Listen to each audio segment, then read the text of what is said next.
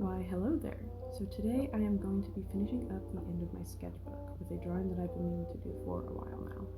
I am painting my D&D character Raya. She is a high elf barbarian who is just trying to have a good time. I really enjoy playing her. So let's get into some technical stuff before I get too far into this process. The sketchbook I'm using is a Canson XL watercolor cold pressed spiral bound pad. It is 7 by 10 inches, and I believe I got it from Michaels. I've been working in it since August 31st of 2023. And I really do like this sketchbook because I use so much watercolor. The paper holds the paint really well, and I can do wet on wet without the paper buckling too much. I would recommend it if you use a lot of wet media like I do, and it also holds acrylic very well, which you can see in my last video. When I looked up the price of this sketchbook online, it was under $15, which is honestly incredible for such a high quality watercolor sketchbook. I don't know if I'd say it's like professional grade, but I really enjoy working in it. I am also drawing my character with a ballpoint pen. It is a super cheap Bic round stick in size medium. You can buy a 12-pack of these for like $6 at most stores. They're really nothing special. They actually might come in larger size packs as a default. What I really like about them is that they're completely waterproof. At most they smudge a little bit when the ink is first put down, or they might bead up a little bit if too much ink gets on the tip, but besides that, they are absolutely perfect. So on this first page, I am doing some rough sketches of Raya. I had already warmed up on the previous page by drawing some other women just to get in the zone of like muscular feature and posing and whatnot. Here, I also knew roughly what I wanted her outfit and appearance to look like, so I just kept playing around with different clothes and poses to see what will stick as like her canon default appearance. I'm also trying to focus a little bit more on shapes and the silhouettes of my characters nowadays. It's a new avenue that I'm kind of exploring with my drawing, to think in shapes and forms instead of like anatomy and having perfect anatomy. It leads to a more fun looking composition. I know the anatomy in these sketches isn't perfect, and I'm not really too worried about that. I just wanted to see what this character would look like. I'm trying to get my ideas from my head onto the paper.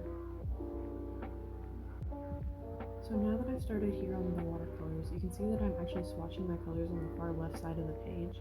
I feel like this is an interesting way to add to a sketchbook spread. Normally I'd have like a loose piece of paper, but in the sketchbook I started just doing it straight on the page. It's easier for me to see that way. I think it's fun. I'm also recycling a lot of the colors that I use on my palette.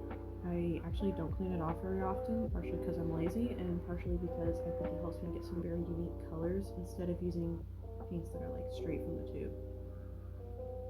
I also focused more on where I wanted the big color areas. I knew her hair would be a dark blue, almost black. I didn't want to use black because that just drowns out all the other sources of color. I also knew that she would be wearing army colors like browns, dark blues, greens, not a whole lot of light colors. I was also just playing around with placement options for colors. I figured she would be wearing like darker pants, and then like I really like the green army jacket that I ended up painting in.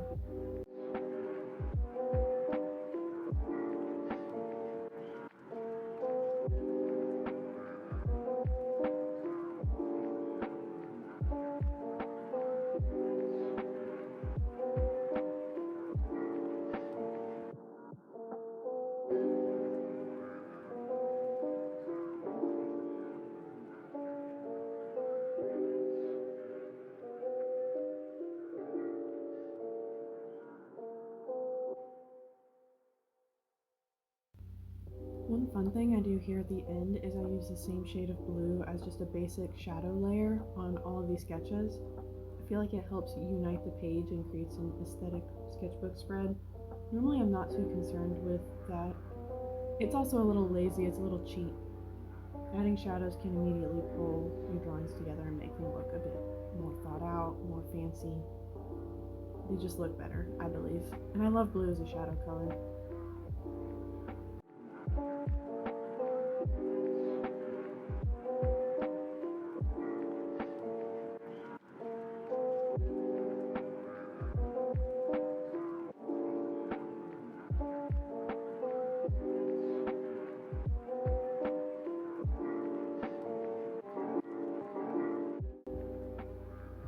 right page, I did have a reference pulled up on my iPad in front of me so I could get the pose right. However, the face is my own along with all the clothes here. I really liked the loose sketch in the top right part of the left page. It's like the least detailed sketch, you can see it very easily. I really liked the baggy pants and the oversized army jacket, and I liked how in the main sketch on the left page, she had the jacket over her shoulders and wasn't really wearing it. So I threw in both of those elements once I got to this sketch as well.